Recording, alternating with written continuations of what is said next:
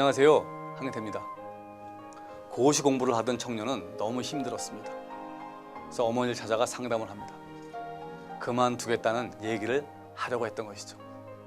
청년 얘기를 묵묵히 듣던 어머니는 이렇게 얘기합니다. 야야, 추던 춤 계속 춰야 안 되겠냐.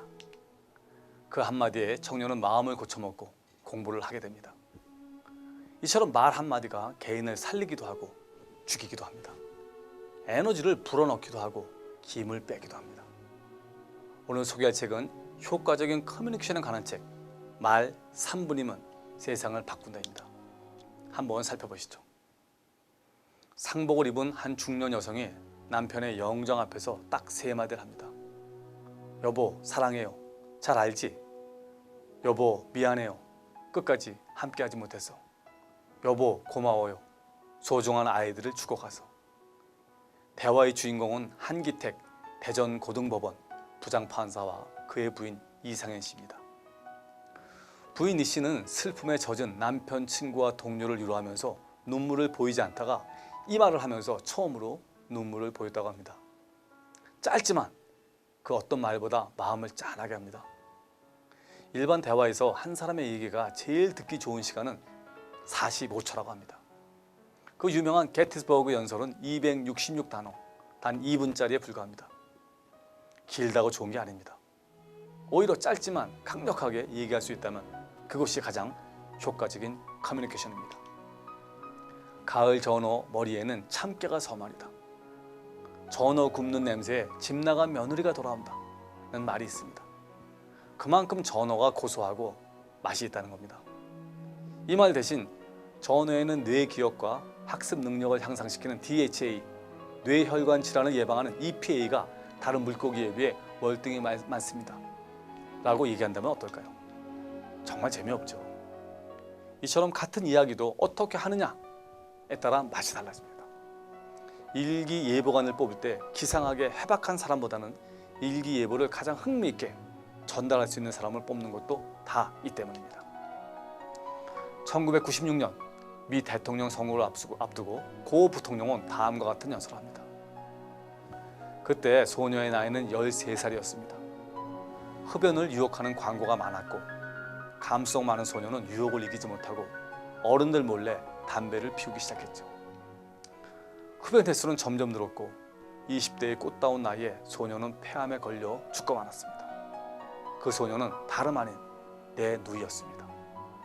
누이는 그렇게 젊은 나이에 폐암으로 죽은 겁니다. 죽기 직전 후회를 했지만 때는 너무 늦었습니다. 청소년들에게 담배 광고를 하는 것은 너무 위험한 일입니다. 어떠셨습니까? 이처럼 솔직한 연설은 사람의 심금을 울립니다. 어느 시각장애인이 저는 태어날 때부터 장님입니다 라는 팻말을 들고 구걸을 했습니다. 아무도 그를 도와주지 않았습니다. 지나가던 시인이 팻말을 이렇게 고쳤습니다. 봄이 오건만 저는 그것을 볼 수 없습니다 라고. 그러자 많은 사람들이 기꺼이 그를 도와주었습니다. 공문서와 산문은 지루합니다. 같은 이야기도 시적으로 하면 효과가 좋습니다. 이런 식이죠. 토마토가 건강에 좋다 보다는 토마토가 빨갛게 익어가는 계절에 의사의 얼굴은 새파랗게 질려간다 라고. 마늘은 건강에 좋다 보다는 마늘은 신이 내린 식탁에 불로초다 라는 것이 귀에 잘 들어옵니다. 70년대 뉴욕타임스는 경영상 위기를 맞습니다. 그들은 구조조정을 통해 운영비를 절약할 것인지 아니면 새롭고 질 높은 기사로 독자층을 넓힐 것인지 갈림길에 서게 됩니다. 그때 편집국장 로젠탈은 모든 직원을 모아놓고 그 유명한 수프 연설을 합니다. 우리는 지금 수프를 만들고 있습니다. 우리에겐 두 가지 선택이 있습니다. 지금 만들고 있는 수프에 물을 더 많이 넣어 기사 품질을 떨어뜨릴 것인지 아니면 토마토를 더 많이 넣어 지면을 개선할 것인지. 저는 토마토를 더 넣는 편을 선택하겠습니다. 이처럼 비유는요 가장 강력한 커뮤니케이션 기술입니다. 성경이 오랫동안 사람들의 사랑을 받는 것도 바로 이 비유 때문입니다.